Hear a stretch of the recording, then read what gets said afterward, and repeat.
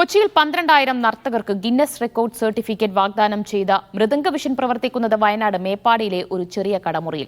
മേപ്പാടി ടൗണിലെ post office building ആണ് ഈ കടമുറി. പുറത്താകെയുള്ളത് മൃദംഗവിഷൻ എന്നെഴുതിയ ഒരു ബോർഡ് മാത്രം. ബോർഡിൽ ഫോൺ നമ്പർ പോലുമില്ല.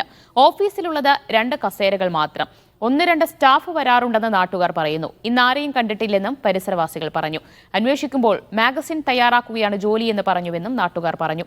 മൃദംഗവിഷന്റെ തട്ടിക്കൂട്ട് ഓഫീസിന് മുന്നിൽ നിന്ന് ഞങ്ങളുടെ പ്രതിനിധി ടി അനീസ് അലിയാണ് ചേരുന്നത്.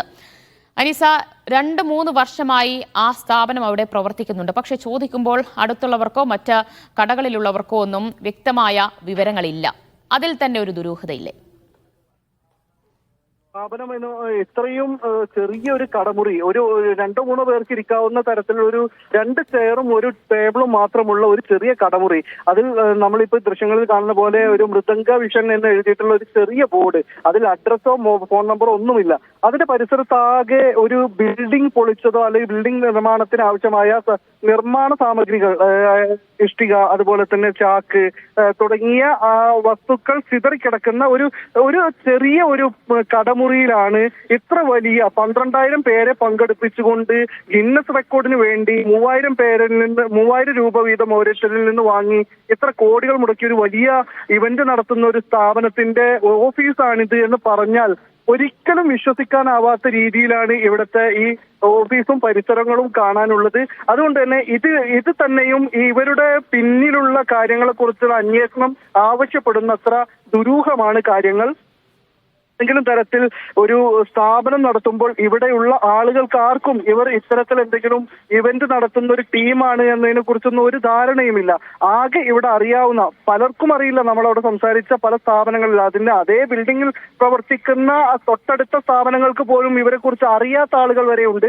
പക്ഷെ അറിയുന്ന ആളുകൾ തന്നെ അവരോട് പറഞ്ഞത് ഏതോ മാഗസിന്റെ ആളുകളാണ് എന്ന് മാത്രമാണ് അവരോട് പറഞ്ഞത്. ഏത് മാഗസിൻ എന്നോ എന്താണ് എന്നോ പറഞ്ഞിട്ടില്ല.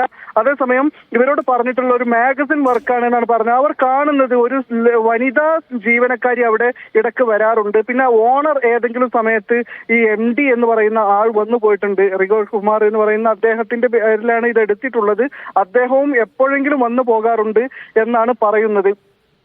വിളിച്ചു നിർത്തിയാൽ ഇവിടെ എന്താണ് നടക്കാറുള്ളത് എന്നതിനെ കുറിച്ച് ആർക്കും ഒരു ധാരണയും ഇല്ല. നമ്മൾ നിൽക്കുന്ന സ്ഥാപനം എന്ന് പറയുന്നത് എന്തായാലും ആൾപെരുമാറ്റം എപ്പോഴും ഉള്ള ഒരു സ്ഥാപനമായി തോന്നാത്ത വിധം പൊടി പിടച്ച് കിടക്കുന്ന ഒരു സ്ഥാപനം കൂടിയാണ്. ഈ ഒരു സ്ഥാപനമാണ് എത്ര വലിയ ഒരു ഇവന്റ് കൊച്ചിയിൽ നടത്തിയത് എന്നത് വിശ്വസിക്കുക പ്രയാസമാണ്. കാരണം ഇതെങ്ങനെയാണ് എന്താണ് എന്നതൊക്കെ അന്വേഷിക്കേണ്ടതുണ്ട്.